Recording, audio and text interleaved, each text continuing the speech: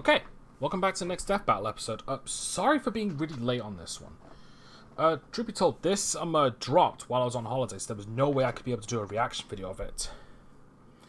And this was unfortunately the only time I was finally able to do a reaction video. But yeah, Dragonzord versus Mechagodzilla. One of those I'm familiar with, the Dragonzord. I haven't seen anything Godzilla related besides the animated series, both the cheesy 80s one and the darker 90s one. At least I believe it's 90s. But either way, let's begin. Let's see.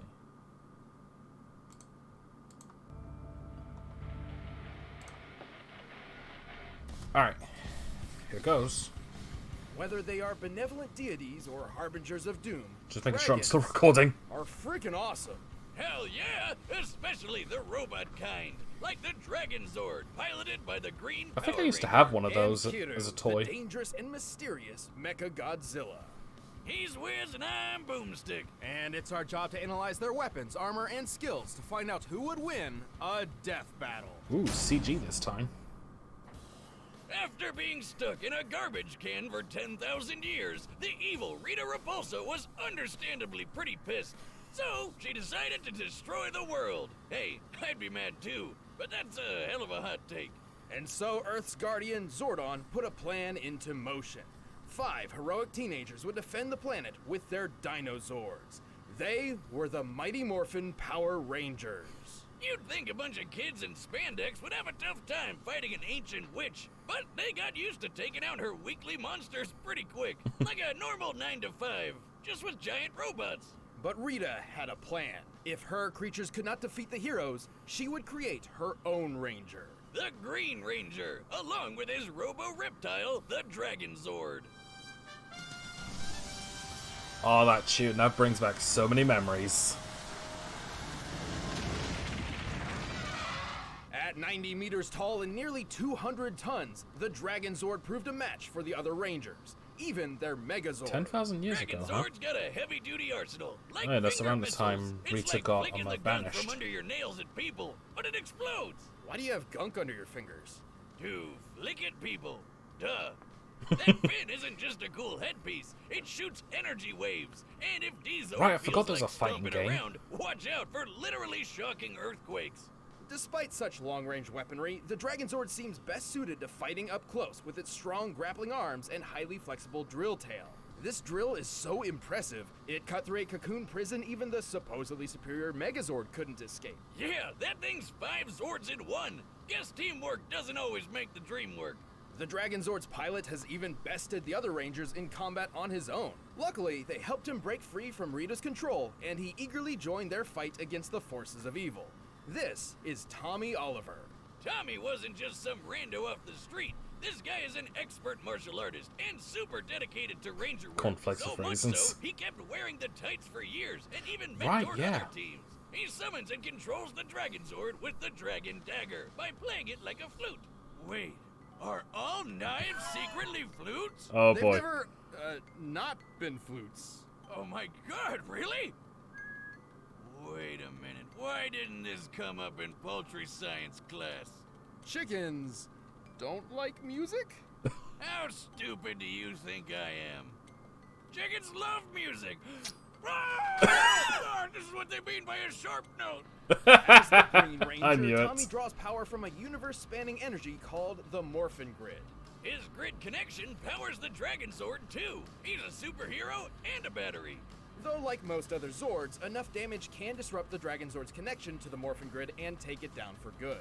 But good luck trying. The Dragonzord is super strong. It made short work of Rita's monsters and even beat the Megazord, which has an average power output of 50,000 megavolts. That's the same kind of power as a nuclear warhead. The Megazord was strong enough to punch a 10,000-ton monster about 40 meters off the ground. That episode was so good. Worth 90 million newtons of force. The Big D can even fly past escape velocity and reach the moon. That's over 30 times the speed of sound. The Dragonzord is also extremely durable, possibly more so than any other individual Zord of its generation. The Megazord once threw it into That looks this mountain, so which bad. shattered. By comparing the known size of Dragonzord's foot to said mountain and applying the energy necessary for violent Classic. fragmentation against rock, we determined the destructive force to be worth more than 350 tons of TNT. Damn! The big dragon held its own against the upgraded Thunder Megazord, and even one-shot the White Tiger Zord, which was supposed to be its better in every way. While it's unlikely the Dragonzord could actually defeat the Thunder Megazord on its own, it certainly stands a chance with its ultimate form. That's right, it's got a semi-Megazord mode of its own. While each Power Ranger has their own Zord, there's been a few times when a Ranger has called on other Zords, not to pilot directly, just to combine with theirs. And so, Tommy can summon the Mastodon, Triceratops, and Saber-Tooth Tiger Zords to form Dragonzord Fighting Mode. Or Battle Mode. Or Dragon Megazord. He never really settled on a name. Well, it's mighty powerful, and turns its tail into a drill spear that kills basically everything in one shot. Seriously, it never lost a battle against anything Rita threw at it. So, why don't they always use that? And Rita's magic is devastating enough to obliterate an entire floating island. Sadly, Tommy would lose his control of the Dragonzord when he lost his powers to his one weakness. A magic candle! Oh no! Look out for slowly dripping wax! But powers or no powers, Tommy kept fighting the good fight, eventually regaining his original Morphin abilities with the Master Morpher. Perhaps one day, the Dragonzord will rise again. Dragonzord!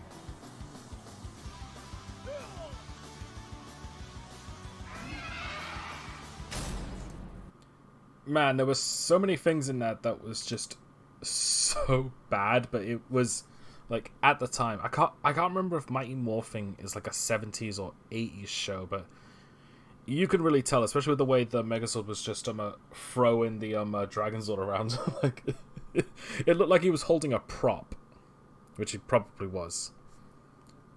Wait a minute. Okay, good. But anyway, I completely forgotten that there was a Power Rangers fighting game. I don't know if I'm gonna get it because fighting games aren't really my forte besides Super Smash Bros. But anyway, I'm getting a bit off topic here.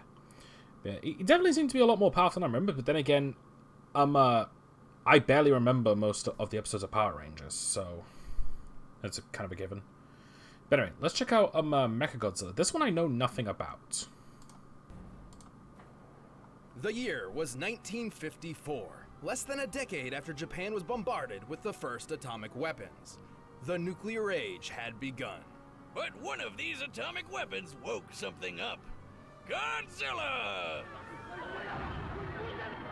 This ginormous radioactive kaiju decimated Japan. Things looked pretty bad until a scientist deployed a bomb strong enough to kill the monster. The Oxygen Destroyer, which does exactly what it says on the tin. Right. Dr. Serizawa's bomb could specifically target and destroy oxygen molecules, liquefying most living tissue. This weapon was so dangerous, Serizawa feared its very existence threatened the entire human race. Yeah. So he went down martyr style, taking out Godzilla and all knowledge of his weird bomb. All that remained was Godzilla's bones.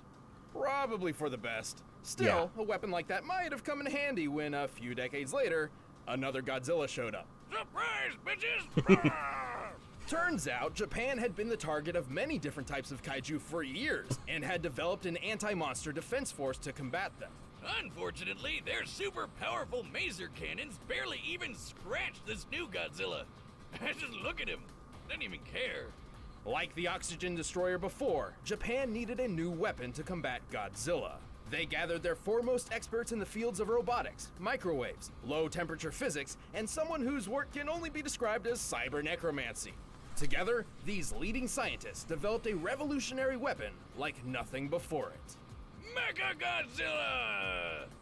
Sure, technically this isn't the first Mechagodzilla we've seen, but it's certainly the deadliest and the most unique. So much so, it was given its own distinct name. Kiru, a combination of kanji meaning machine and dragon. Hear you? Sounds lame. I'll stick with Mechagodzilla, thank you. Standing 60 2 hours. meters tall and weighing 40,000 tons with full gear, this badass cyber monster is Given the loaded size, I with guess that all makes sorts sense. of weapons. Rocket launchers, rail cannons, grappling wires, spinning drill hands, a battering ram jetpack, and even retractable Assassin's Creed blades with an extra zap. And just like Zilla himself, Mecha G fires laser beams from his mouth. This twin maser cannon is twice as powerful as the maser guns that successfully killed other non-Godzilla giant monsters. Kiryu is certainly skilled in melee combat and is surprisingly athletic for its size. Look at it go! However, with its enormous arsenal, it is far better suited to long-range strikes. Like with its ultimate weapon, the Absolute Zero Cannon. Damn! So it's like a super ice beam? As the name suggests, it unequivocally brings its target's temperature to absolute zero, or 0 Kelvin. But this beam isn't just freezing its target, it's literally destroying all of its existing energy at once. A practically impossible feat of physics. This results in crushing the entire target from within at an atomic level.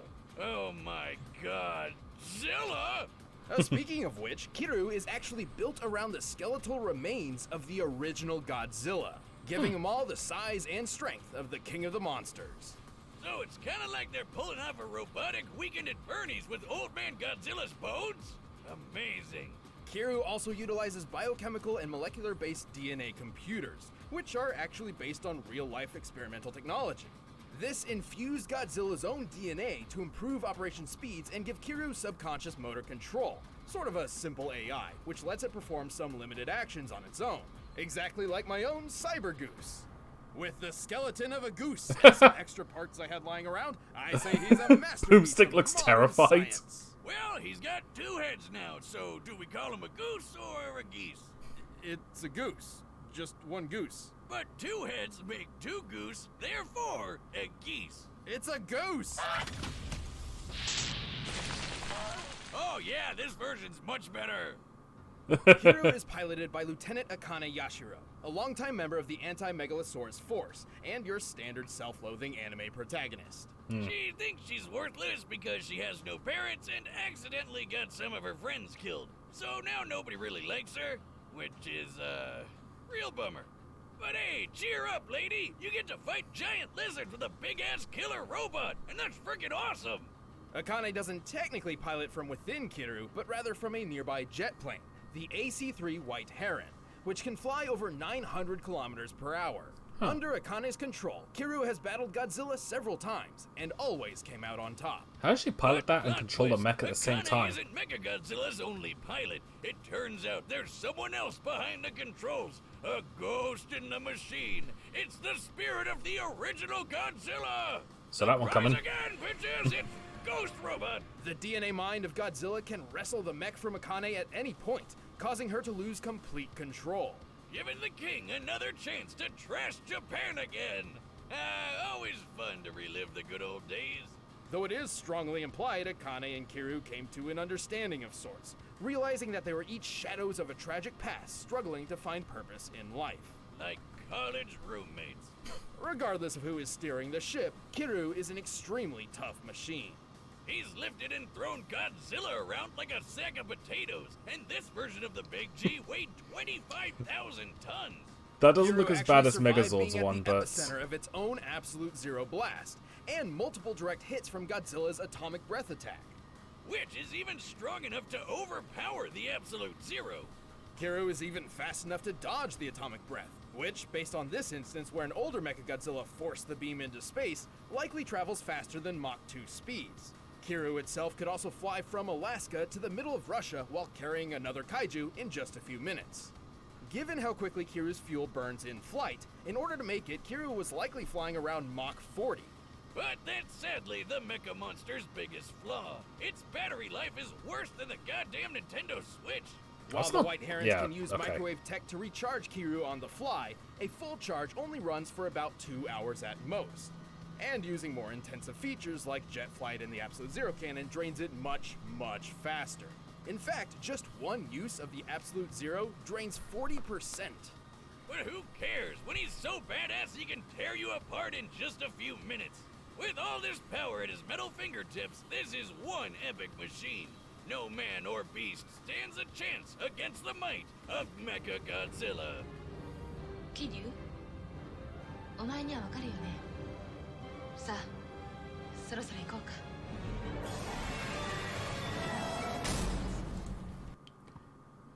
I Okay, that was definitely a lot more interesting than I expected. It wasn't just a robot. Hold on. Okay, just making sure. Anyway, I honestly don't know who's gonna win this one. It feels like sorry. It feels like Mechagodzilla will win because it seems to have the speed and range department, whereas the Dragonzord is better up at close range and doesn't seem to move as fast. But on the other hand, though, it looks like the Dragonzord might have more battery power than Mechagodzilla. Not to mention, it might be possible for the Dragonzord to take out the jets that let the pilot's in. I can't remember her name. I'm sorry, it kind of slipped my mind. Anyway, let's get round to him. Oop. All right, here goes. My personal vote is going to Dragonzord anyway, just because I know him more. Oh! Alright, here goes.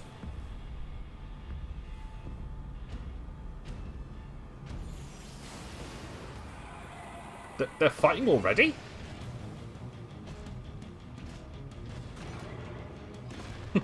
No build-up or anything. Sweet. Nice work, Dragonzord. Let's crush this tin can.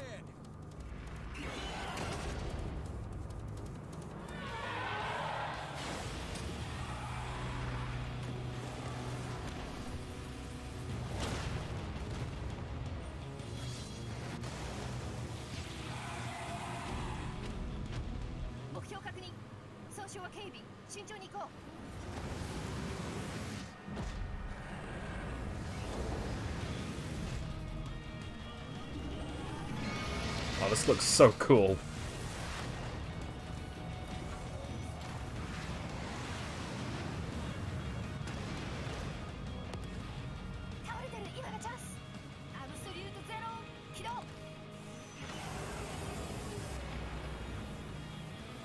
Oh no, you don't.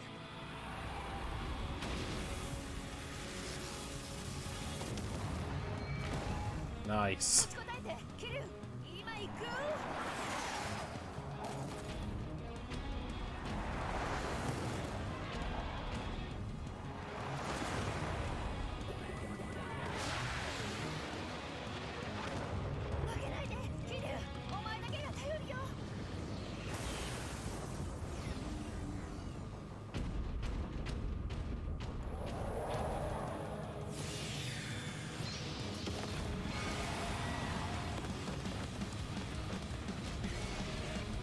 Alright, the ghost is in control now.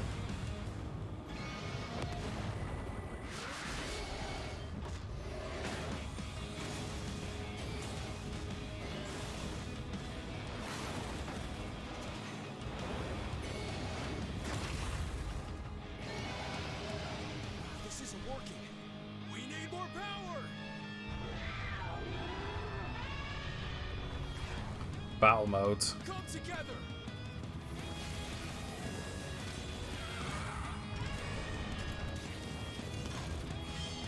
I never get tired of seeing Megazords transform.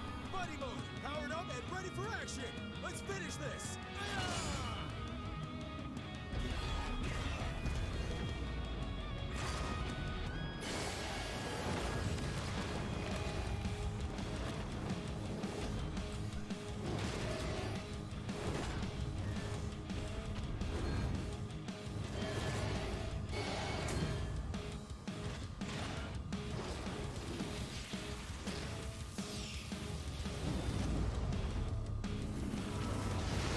Right, yeah, Mechagodzilla's faster.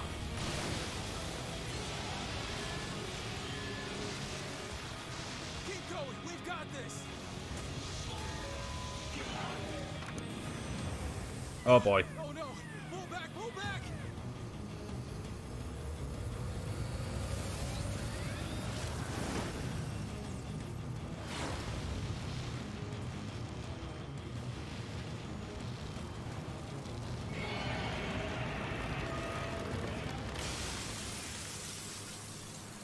Yeah, I kind of saw that one coming, unfortunately.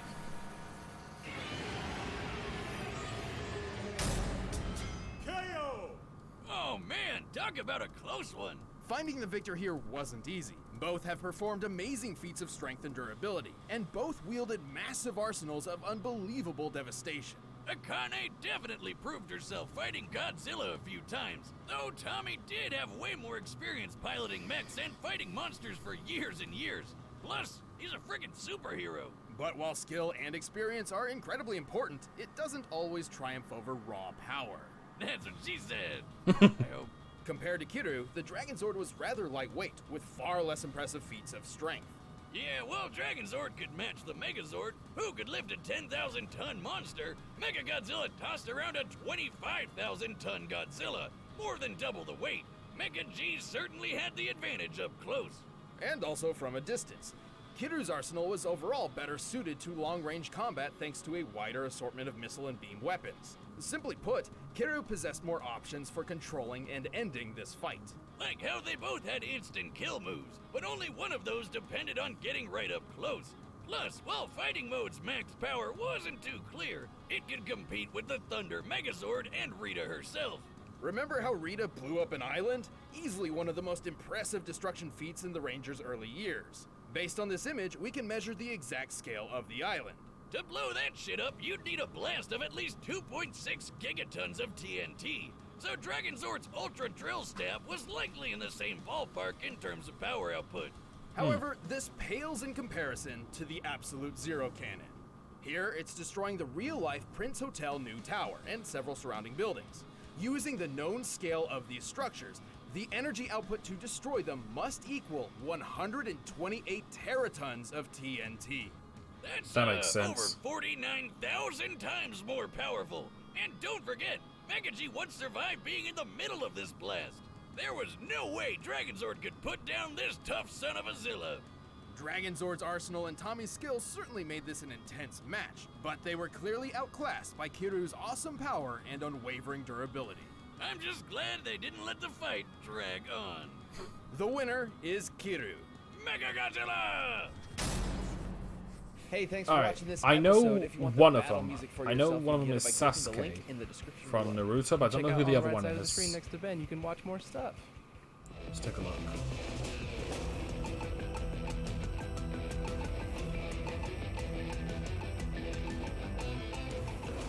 Sasuke versus Hai. Well, that's going to be completely out of my field of expertise because I don't really watch a lot of anime. That fight definitely felt a lot shorter than the others, and there was actually like no build-up whatsoever to the fights, which is pretty strange. There's normally a comedic introduction, but no, it was like legit straight into it. Otherwise, like the fight was really good. The choreography was really solid as well. For some reason, I forgot about the Absolute Zero beam. For some reason, in fact, there was actually a lot of details in this I actually forgot about. Guess I'm a little rusty with my death battle reactions or something. But anyway, that's gonna do it for today. Anyway, one last thing. Because I'm streaming on weekdays now, I think what's gonna be happening is that anytime there's a new reaction video, the streaming time is gonna be cut short. So like instead of 3 hours, it's 2.5, just so I can like do the death battle reaction first. If there are any smarter alternatives to this, let me know what you think, and I'll see if I can implement it. But anyway, thank you for watching, and I'll see you later. Take care.